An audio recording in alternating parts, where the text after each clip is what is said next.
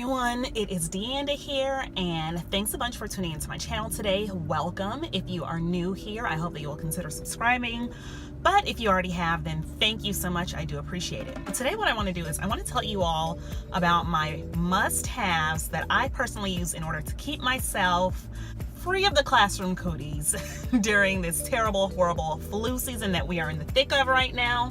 Well, I was scrolling through my Facebook feed just the other day, and one of my friends said that she was driving her kids to school one morning listening to the radio, and she heard that there were 14,000 cases of the flu reported in one day. And that is a lot. Like, I don't know if that was for the city, for the state, for one region, or if that was for the entire country. I don't know if that statistic came from the CDC or not, but guys, like, it is real out here in these classrooms and schools. So I just want to help you guys out. I am so blessed because I have not gotten sick so far this flu season or last year during flu season. So let me go ahead and just share what's working for me. My very first must-have is daily multivitamins. And I try to make sure that I'm taking a multivitamin every single day. I like to use the Rainbow Light multivitamins, which are food-based, and I like them because they don't have all the synthetic filler junk in them that just regular vitamins have. Now, I use the prenatal vitamins from Rainbow Light, which is totally okay to do for me. Let me put that disclaimer out there because I spoke to my nurse practitioner many years ago, and she told me that it's okay for me to take a prenatal vitamin as my daily multivitamin. So I've kind of been doing that ever since. And for any men, there also are Rainbow Light multivitamins for men, which I have my husband now taking them. And this is just the time of year that you don't want to skip a day. Like, just do it every single day. Take a vitamin. My second must-have is my essential oil diffuser and my Thieves essential oil.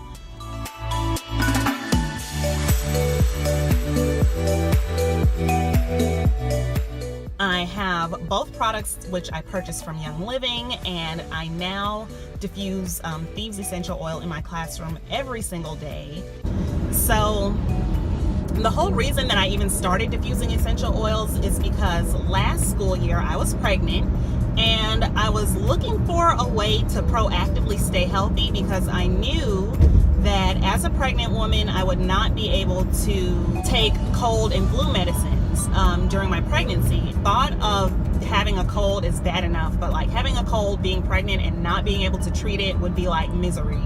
I came across essential oils, I came across Thieves, and that's when I got my diffuser. So at first, like the first year or so, year and a half, I was not diffusing in my classroom. I would just diffuse at home at night. I feel like it really worked well for me, all the things that I did, because I didn't get sick at all during my entire pregnancy, and I taught through my whole pregnancy, like all the way up until the moment when my water broke on a Wednesday afternoon as I was giving a phonics test to my second grade Smarties. Yes, I taught the entire time. And so I didn't get sick, not one time. And the thing about Thieves is that it has immune boosting properties, which I don't think I mentioned before. And so that's why that was like the only essential oil that I used for like a year. So, because that's just like the thing that I needed. So I diffuse my Thieves essential oil in my classroom. And if you don't have a diffuser, go ahead and find yourself one and get yourself some essential oils that will boost your immune system and help you to stay strong and healthy. If you're not going to get Thieves, then just look for, something that will help you stay healthy. My third must-have is something that you probably are doing already anyway. I don't know, maybe you are, maybe you aren't. And that is, you want to have your own supplies.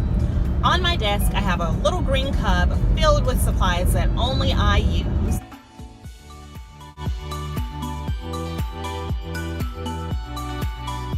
Like, if any of your students have anything or coming down with anything, that's just another way of keeping those germs away from yourself. Simple and easy. I do have fun pens that my students get to use at, for particular subjects, but they don't really use the pens in my cup. And well, actually, I have Sharpie markers in there that they going and they've been getting out lately because I have a water bottle crate, which I got that idea from one vet teacher, Miss May, and I put a Sharpie marker in the water bottle crate for them to write their initials on their disposable water bottles.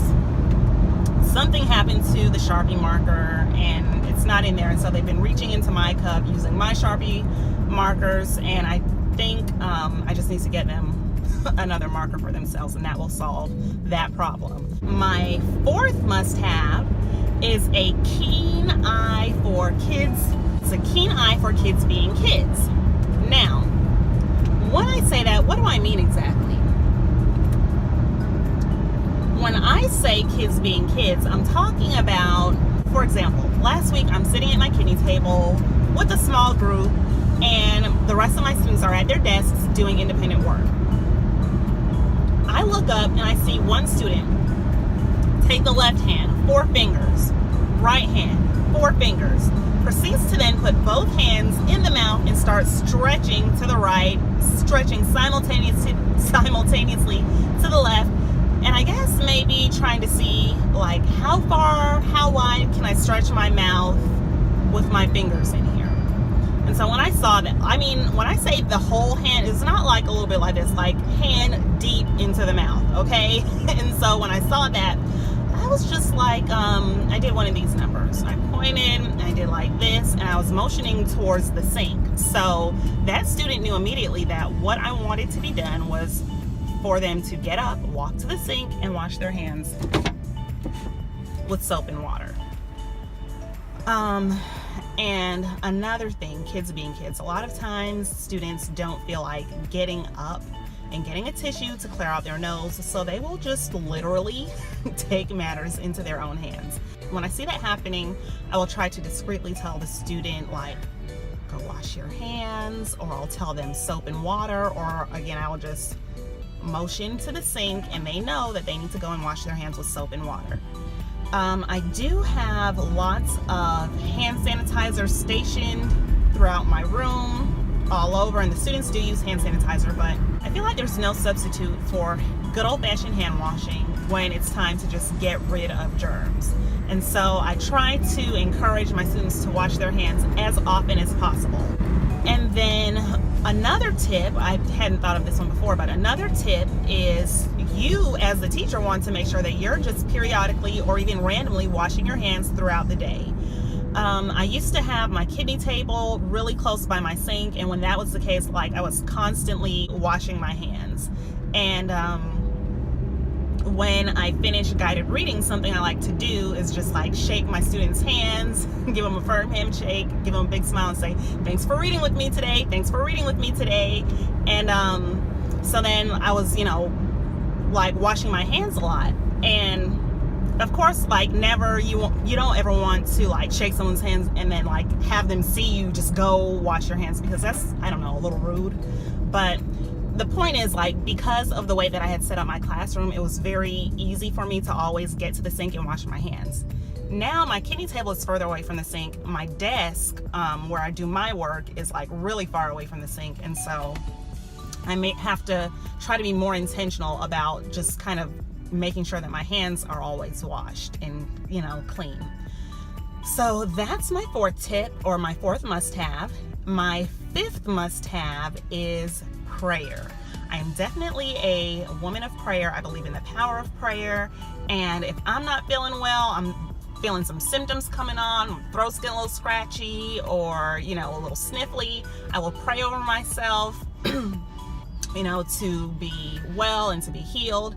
Or if my students are not feeling well, sometimes we'll just stop in the middle of class and I'll say, you know what, let's snap. And that is an acronym that stands for Stop Now and Pray. And because I have the wonderful opportunity of teaching in a private Christian school, we're able to do that, you know, and it's no big deal. Sometimes I'll pray for the students. Sometimes I'll ask, hey, does somebody want to pray for so-and-so? Sometimes the students will do it. And I just love it. So those are my must-haves for staying healthy during the yucky flu season that we're in the thick of right now.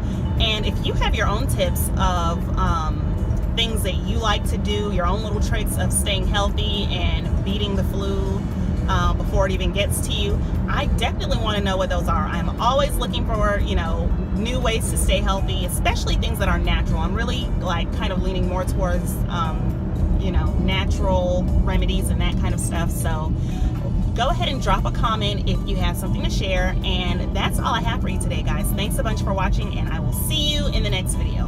And if you haven't subscribed yet, go ahead and do that now, and be sure to give this video a thumbs up. Bye for now.